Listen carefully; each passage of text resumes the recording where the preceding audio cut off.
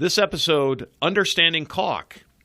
In this episode, the Handyman pros discuss caulks and sealants, selection of products, specifications, and some basic application techniques.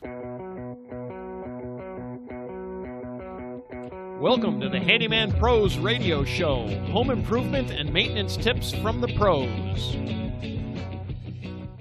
Thanks for listening to another edition of the Handyman Pros Radio Show, where our goal is to help save you time, money, and aggravation. This edition's entitled Caulk, So Many Choices. Wow. To help me explain, I'm here with my ever-cheerful co-host and old buddy John. John, what's been going on this week? Greetings from your cheerful co-host. Yeah, it's great to be vertical here, and after this past week, man, I tell you, I'm a little tired, man. It's kind of funny, Larry. Ever since we did that floor in that house, or those floors, remember we don't do flooring. Yeah, I don't know what it is, but all the jobs that I've had after that have dealt with a lot of flooring, and it's like, man, the older you get, the further down the floor gets, man. I'll tell you what. Anyways, we'll let's save this for a future show. I've been doing, I'll save that for some. Yeah, let's save this for a future show. But other than that, I've just been working away like crazy, just like yourself. Yeah. We'll probably actually talk about that in a future show. We've been talking about just doing a show on like what we do on a weekly basis and be kind of fun with it.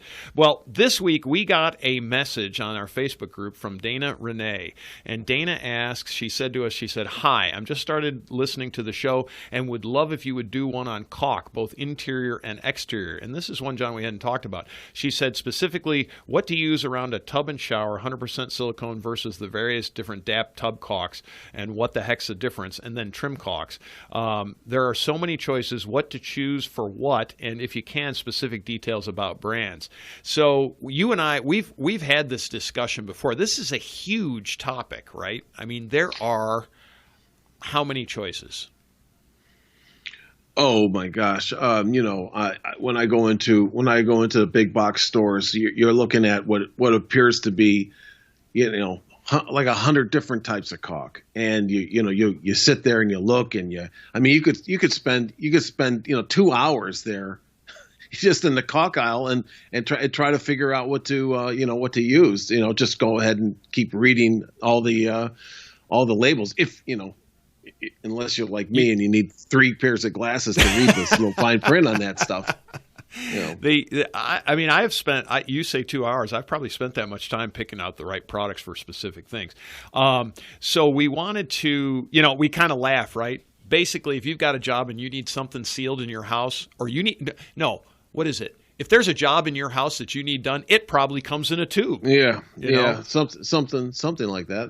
There's something for it in the tube, and we decided especially with this note to us, we decided let's talk about caulk. So a little overview. Number one, caulks and sealants. Essentially they're not one and the same, but there's caulks, it's sealants, and then they all have adhesive qualities. But really important for your house, John, largely for what? To keep moisture out of your house, right? Yeah, keep moisture where it needs to be kept. Yeah. Let's put it that way. Plus to make things look good. Yeah, okay. and for if there's little gaps and things like that, blend in, and then you paint it and all that kind of thing, all those kind of things. But, and also added advantage of keeping critters out as well. Yep. So drafts, critters, airflow, all kinds of things. So that's really what these products are designed for, plus for adhesive quality. So there's a lot of, as you and I have discussed, there's lots of true adhesives out there that come in a tube. They're designed to actually glue things together. So we wanted to go do kind of a bit of an overview and talk about, like John, we were talking about before the show, we were talking about, you and I both have about 5 what we call to-go products, right? Meaning we carry on a regular basis, I carry about 5, maybe 6 actual caulking sealant, gluing type products. And I thought we'd kind of discuss what some of those are and then give some actual tips and pros and cons and all that kind of stuff. And so, I think that's a good idea, just to kind of break this episode and kind of a couple of parts here, is just the general, and then then the specifics. Yeah, yeah. So what Dana's asking for is let's just talk generally, because we both carry just enough. I mean, I'm not going to stock my truck with everything. You could. So your truck's not big enough. My truck's. I don't know if there is a truck that's big enough. Go down the aisle. Yeah, go down the aisle. If you're driving an 18-wheeler, you might be able to. But like you said, we carry maybe 4 or 5 go-tos that I continually use all the time. Yeah. So let's talk about what. So number one, like a painter's caulk or a trim caulk, right? I mean, what you and I talk about a trim caulk. So folks, some of the things that when we talk about these products, we're going to talk about what the differences are. So there's interior, exterior products. Like, is it designed for being interior? Is it designed for being exterior? And one of the things I think we need to let people know is these many of these products, these companies have tremendous scientific departments, and they formulate this stuff, I mean, for specific jobs. If you want to get that in depth, right? Again, John and I, we carry about 5 to-go things, but we want to talk about interior, exterior products, what's good for inside, what's good for outside, what is a crossover product, and some of the reasons. And one of the reasons that we wanted to just discuss, I want to throw it out there in advance, is VOCs or volatility things, or what makes it, what's it smell like, right? So what's the smell issue? And so generally for the interior stuff, you want things with low VOC. Exterior, you kind of don't care, right? Would you agree with that, John? Yeah. Yep. Yeah. So let's just talk about an interior trim paint. So you're putting up trim, and you make not a perfect cut, right? And you have a gap, right? So what's the purpose of what are we trying to do when we want to caulk something like that, John? Well, obviously make it look good. Hopefully it's not that big of a gap. It's not gonna, at this point, it's not do your best and caulk the rest. It's a it's generally to seal up the little line across, maybe a piece of crown molding or those kind of things or whatever, anything. But I'll tell you right now. I know she's been asking about certain things like DAP and things like that. I used to use that stuff that used to come in. I think it was a red and white tube, and it was the original DAP. And that stuff will crack and dry out and everything. The stuff now that they have that DAP creates is really good, But like we were talking before the show, like Alex Plus, you can find that at any big box store. Yeah, it's DAP Alex Plus. It's really just painter's caulk, right? And it's a painter's caulk, and it's very flexible. It really doesn't dry out. I mean, it's the formulations in these things are really good these days. And there's a bunch of different brands too. So if you can't get the particular DAP product, there's White Lightning. There's a bunch of other ones, but these are all what I affectionately call painter's caulks. They're designed to fill small gaps up, and they're designed to be painted over, right? So we'll get into some of that, but part of this is that, I guess, and we'll touch on it right now while we're talking about it, but there's water-based, silicone-based, and then there's like polyurethane-based type sealants. And there's others as well. We can go crazy into that stuff. There's tar-based things for like if you're doing roofing, and there's super poly stuff for like if you're doing gutters and stuff. And we can't talk about all of that. We're just going to talk about some of the basics of it. But these are all the interior stuff is largely water-based stuff, unless you're doing around a tub and a caulk, and we'll talk about that. That's silicone-based. But these are water-based things. And there's a million different brands, and so kind of look at the specs, and it depends on where you live. If you live in Canada, you have a different set of products than you do here in the States, is what we've been told. So anyway, so you're carrying Alex Plus, which is a water-based caulk. Give me some of the pros and cons to that painter's caulk. So I will also say, for anybody out there like Dana that's looking at this, when you another quick tip on this before we really get going is that when you walk into the stores, they generally have these all the products separated by their usage. They might say kitchen and bath, or windows and doors and those kind of things. So that gives you a good starting point. What are you trying to do with this stuff? Right. So, go back to your question now, is that, it's a water-based, it's a great product to work with. It performs great, and I, either you're using that or, the Dynaflex stuff, but, it cleans up with water. You put, you can use a wet finger to really smooth it out. Yep. And it's just it's paintable. easy to It is paintable. Yeah. It's relatively inexpensive. I mean, compared to other products, that's it's true. inexpensive, that's true. right? Yep. Some of the cons, in my opinion, is it is a little less durable. It is not as, it won't have the longevity of some of the other products, but it's kind of a trade-off, right? Right. It is not as adhesive, right? It's not Right. like it's not really. I mean, it will glue things together, but it's not designed to glue things together. So it's a little less adhesive. It has a little bit less flexibility in it. The actual painter's caulk. Now, Dynaflex is a little bit different formulation. It's got a little more things. I use two, right? I use the Alex Plus for interior, and I use the Dynaflex 250 for the exterior. And I use Dynaflex because it's got a little bit of acrylic in it, so it's more flexible. It's also rated for an exterior use, so it's less UV resistant, or it's more UV resistant and things like that. And for general like paint, caulking around trim and stuff, that's what I use. Exterior it's called Dynaflex. And again, there's a million different brands, but those are the ones. Those are the two that I use in the water base for painting, for like painting caulk, for sealing, but not heavy sealing, right? And is that what you're using? What are you using, John? That's exactly right. That's your classic when they come and they're going to go and paint your house. Yep. That's what they're going to be. That's what they're going to be generally using. They'll come with a cases of that stuff. And I actually buy it by the case because it's they'll come in and that's what they generally use is that type of caulk. I know that her question here is specific. Some of it's specific to some of like the tub and shower. Right. This is not the kind of stuff that you want to use in the tub and shower. No.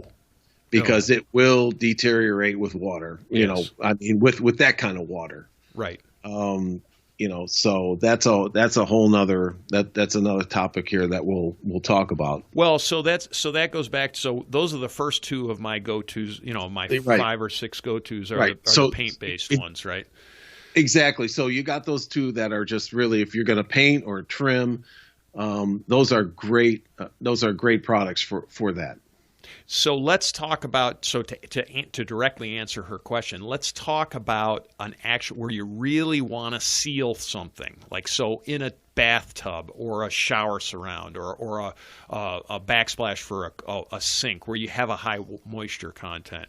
What are you using there, John? What's your go-to? So here's kind of the thing. I know that DAP makes something that's been around for a long time called Quick Seal, and that's the stuff that was in that red and white tube. And a lot of people will use that, and I know that it's labeled kitchen and bath.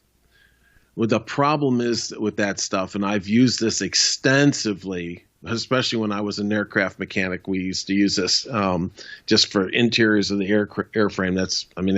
I must have used 1,000 tubes of this stuff. It doesn't perform well with water, and it's okay, but then it gets ugly real quick. That was those products back when I was doing this. So I think Dana, or anybody else out there that's doing this kind of things, really when you're going around tub and shower, the new products, the silicone-based products are the way to go. Yeah, and go 100% silicone. Yeah, it's 100% silicone base. Right, with the flexibility that these things offer and the longevity.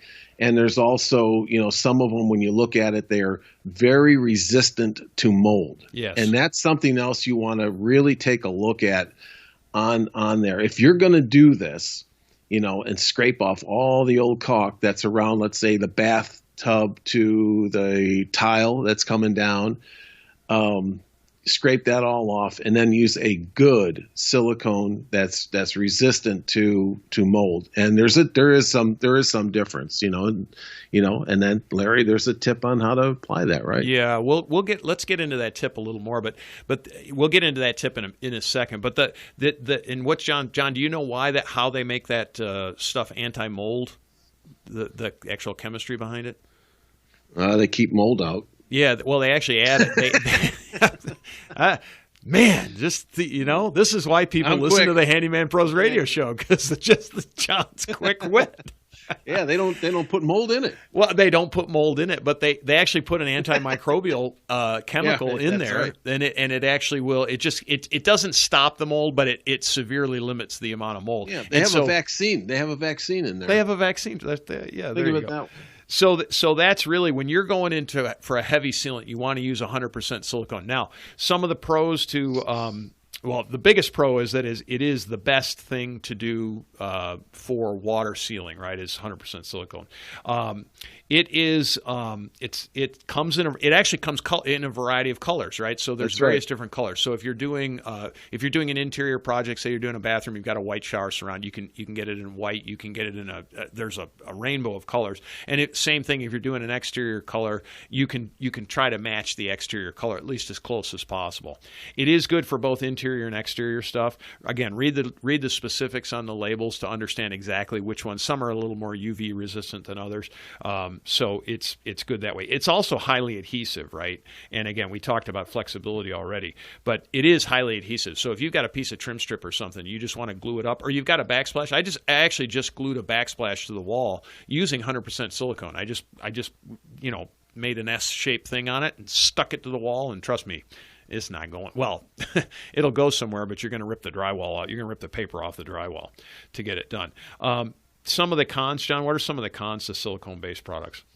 Well, and this is where you have to be kind of careful with it, because some of them, there's a variety of silicone-based products, and some of them have a higher VOC. Yep. And if you look at the ones, when she's asking here, for around the tubs and things like that, you want to find one that's suitable for indoor use. And like we were talking about, something that's suitable for indoor, that's the color of, that you desire, and that has a mold inhibitor. Yeah. Great. That's the way to go. Yeah. They're a little trickier to apply. Do you agree with that? Yeah. Oh, yeah. And that's largely because it's really sticky. It's back to that. It's really sticky, and it's a mess. And it can be a mess. Yeah. And it is, to get it off when it's wet, it's solvent based. So you're going to need denatured alcohol or mineral spirits or something to get it off your fingers. It also is more expensive, right? But it's definitely a situation where you get what you pay for. So for that specific job application, it's like buying the microband. They call it microband. That's the stuff to keep the mold out. It's really worth the extra. I think it's 50 cents or $1 or $2 more. If you're doing a bathroom, just pay the money. It's not. Don't stress on the money. Baby. Yeah, get it done. Get the right product down for the job, and do that. So let's talk about that tip, because when you apply silicone, one of the things, and I learned this from a guy that, years and years, many years ago, when I was but a young lad and young and strong and all that stuff. I worked in a glass company, and I was talking to the glass guy. I said, "How do you get this silicone down? How do you get it down to where it's not everywhere?" And he gave me this tip, and it was a really, really, really good tip. He would take the spray cans of glass cleaner. Now, it's the spray cans, and he was specific, and he said it cannot have ammonia in it. So if you go, I think, John, there's a couple of brands of spray cans? Yeah, you just have to look for it. It'll say no ammonia. Yeah, it says ammonia free on it. And you put the bead down, and we're going to get into some other tips on putting it down, but you put the bead down, and then you spray the ammonia free cleaner over the top, and spray your fingertip while you're at it too. Any fingers that you're going to touch, spray it with it. And that silicone will not stick to that stuff. So when the bead is, don't put it on beforehand, but when the bead is down, that bead is going to be where it is. And as you wipe it with your finger, you're not getting it stuck to your finger. It's almost like using water on the water-based ones. And you just put it down, and it makes it nice and clean and crisp, and it goes where you want it to go, not all over the place. And that's that silicone tip. And we're going to mention that same tip again to do that.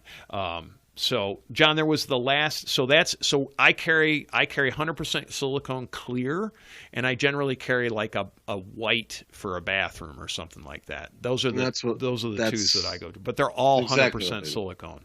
So I'm up to 4. What's your last? What's your last go-to that you carry? Yeah, the last thing that I really carry is an adhesive. Yeah, and which particular brand? Do you use? right now I've got liquid nails in there. I'll probably switch that out, but I've got the liquid nail stuff, which has been around for 30 years or whatever. And it's a construction adhesive, and there's all kinds of reasons you're going to be using that. Yeah, it's kind of one of those things that for me. So I carry both. I carry liquid nails, and liquid nails comes in a series. I'm going to rephrase that. All of the adhesives come in various different configurations, and so you do, for general terms, you want to watch. Probably the biggest is if you're going to use it outside, you need a different formulation than for the inside ones because they are different. But that's I carry two. I carry an interior version and an exterior version. I use the P&L products for my exterior versions. I don't really know why. I've just had good luck with it. And I don't use the 10 times strength stuff. I just use the 3 times strength stuff because I need it to stick. It could be 1 time and it'd be fine. 3 times is just a little better. Anyway, they seriously, like we were looking at one thing, right, John? And they said, if you use this stuff, you're never going to get it apart. Never. Yeah, that's true. That's true. I mean, the liquid nail stuff is pretty close to that. Yeah, you glue wood together with liquid nails, you're going to end up breaking the wood apart before you break the glue joint apart. That's the point, right? You'll actually break the wood apart. And these are the adhesives. Now, they also have a caulking function as well. So they do seal as well. But when you really, like if you need to apply anything to anything, like actually have it stick, then the adhesives are where you go. And I know like sometimes, John, if I'm putting together like cabinets and stuff, sometimes especially if it's the pressboard cabinets, lots of times I'll put a small bead of liquid nails in there because it really makes the difference in 4 years or so of the difference between that thing staying together and having it come apart. Right. Glue and screw, right? If you're gluing and screwing, you get the adhesive type products. This is the kind of stuff that you'll generally see when when they're putting down a subfloor. Yes. Over the joists and things like that. They're using an adhesive and then they throw the subfloor down and then screw it down. And tons of application in landscape anymore. Like I know I did my retaining wall out back and I had a cinder block wall and I wanted to cover it with a decorative paver rock that I was using over the top. I took the stuff, I took the landscape version of it, which is not designed to be outside, and I glued that rock. I took that flat piece of glue and I squirted that stuff on there and it was stuck. It stayed stuck, and it's waterproof, and it's UV resistant, and it's all that stuff. Great uses outside for the outside stuff when you want to stick something. But you can stick stone, you can stick metal, you can stick. It'll glue pretty much everything together. So there's those things. So back to these are poly based, and they are the choice for adhesive qualities. They're flexible. They're generally weather resistant. They are great sealants. They do usually have pretty high VOCs, so they're not usually great for inside. They are messy, just like silicone. They're solvent based.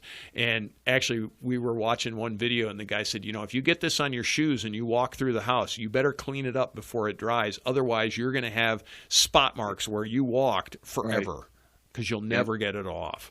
And so it's you got to be careful with it. It's messy. It's not terribly tricky to apply, but I don't know if we figured out if there's a quick trip. I have yet to figure out what the quick tip for putting it on, like the ammonias with the glass or the ammonia-free Windex is. So generally, I don't put it in a place where appearance is super important. It's on the back of something, and it does generally does not come in colors either. It's usually a brown or a gray, just depending on the formulation.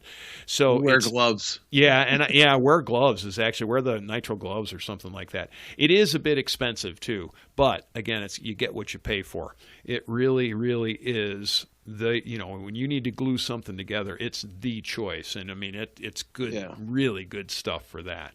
So let's give some tips for applications, John. This is just let's talk about across the board. What are some tips when you're using tube glue, as we call it? Now, Larry, you're asking me, specifically what. I just want to make sure it's your. Well, type of application? I'm going to give you a thing. So I have learned through the years that I am better off to cut the tip of the glue tube, at like a 45-degree angle.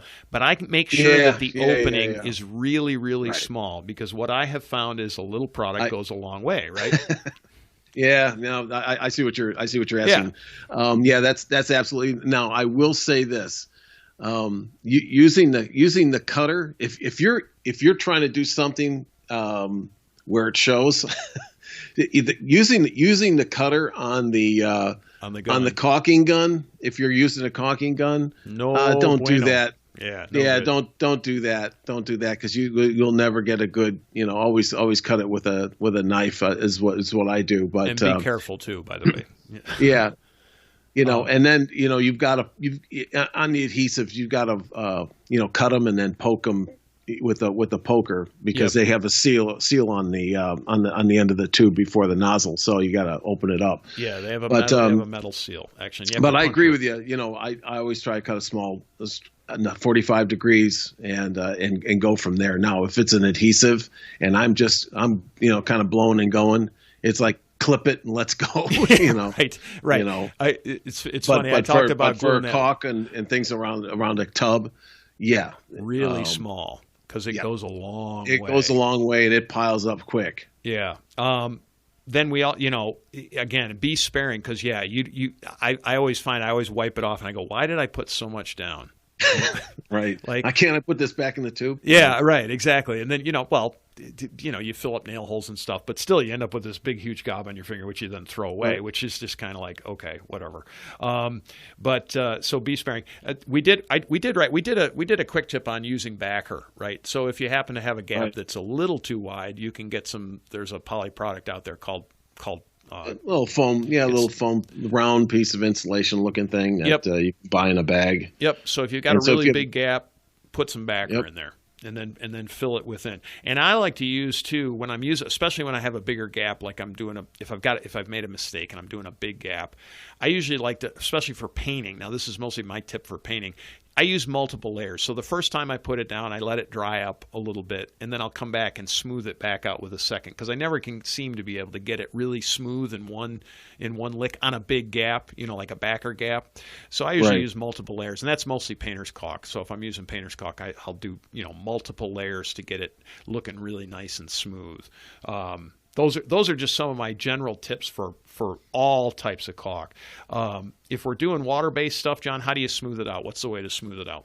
Just with water. I just I always have like a small bucket, pail or whatever you want to call it with me that I just fill with some water and just keep dipping my finger in there. Dip your finger in. Yep. And just wipe across it very carefully, and you'll get the hang of it within about the first 5 feet of what you're doing. Yep. And then you'll become an expert in caulking very quickly. Yep. Just watch how you're doing it. But to your point, or to your question is, I use water, and I got a wet rag with me too, Yep. in case it gets to be bigger, Yeah. bigger mess. All of them So- all of them. You're going to want to carry a rag or paper towel to wipe your finger on because like we said earlier, you'll get a whole bunch on there, and you want to get that off after a little bit. So I carry a wet cloth, and I also carry a little bucket as well, just like you say. So when I'm doing a lot of it, I carry a wet bucket and a thing, and then just smooth it out. And then I mean, wipe my hand I've seen guys. When these guys in the trades, when they're doing this day in and day out, it's pretty funny to watch them because what they'll do is they'll start caulking, and then they'll just be licking their finger. Now I don't know. I'm not doing that anymore. Yeah, and then they just keep going, and then they're wiping their finger off on their pants. And they just keep going, and pretty soon, they're a big caulking. It's a mess, but the way they're doing it, it's like in no time they've got the whole ceiling along crown molding done. The whole thing, boom, boom, boom, and they're out. Now this is It is I've what it seen is. This. This is the same as I've It's seen just electricians me, but- test the live wires with spit. I'm not doing that. Yeah, I'm sorry, yeah, I'm not doing it's that. like, But yeah, no. that's me. So yeah, and then we gave the tip if you're doing the silicone, use the non-ammonia based window cleaner and basically do the same thing. Works like a champ. It'll give you a professional finish. Like you'll be going like, wow, I can't believe I just did that. Same thing as you'll kind of get the hang of it as you do it. It's really no different than using the water base with your finger. It's just a different product. Again with that, you do want to wipe it off more often because it's so sticky, and so you want to make sure if you're using a silicone-based product to wipe your fingers off more often, just because that stuff sticks to everything. So it's you I don't know, you touch your shirt and then you got a freaking silicone stain on your not silicone, but you got a glob of silicone on your shirt. Yeah, right. It can be a mess. I will say that before you really go and hit this job, you can always practice on a cardboard box or whatever. It's actually just, a great idea. On a corner of a cardboard box or something, a 90 degree, and test, kind of train yourself on it. Yeah, and then, like I said, pretty soon you're going to figure out how to do this, and you'll have a lot of confidence to tackle this tub and shower project with 100% silicone and get a professional look, like Larry said, using the window cleaner. Yeah, using a window cleaner. There's other tech you can use. I guess you can use denatured alcohol and things like that too.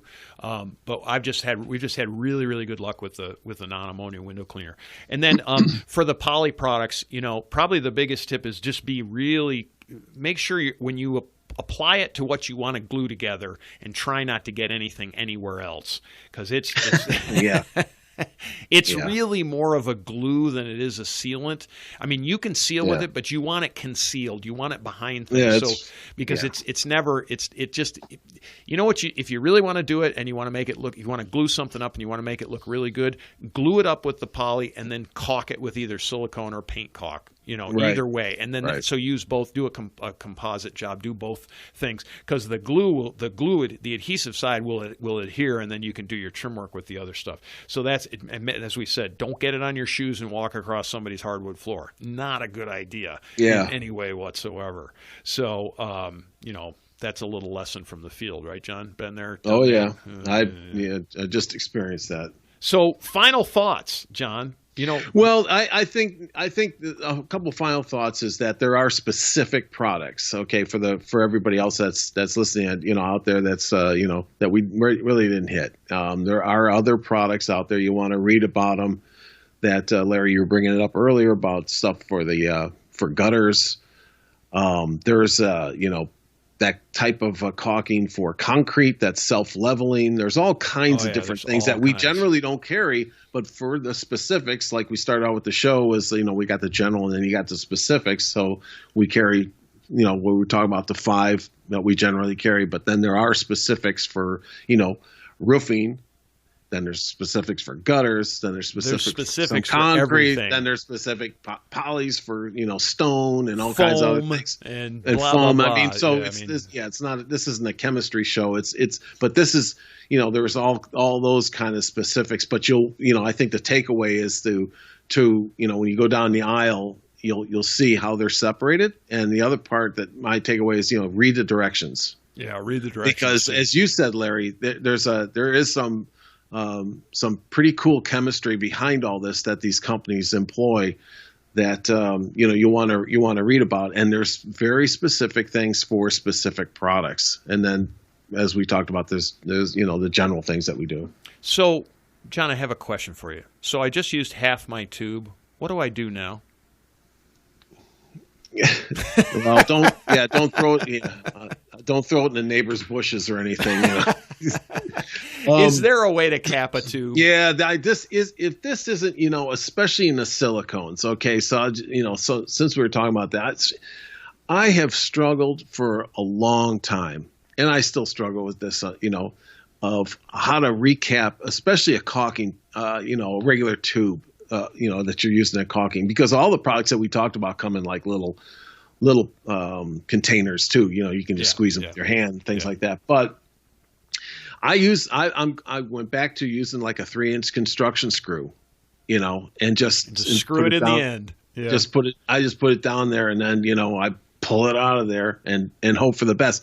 I will also say, okay, the other thing I've learned, especially with the silicones, is I'll push that silicone out the tip before I seal it, so it gets all the air out of there. Yep. Because there's any air in there, it's done. It's done. If it's coming out of there, and then I'll jam the screw in there, and then I'll tape. I'll use painter's tape, of course.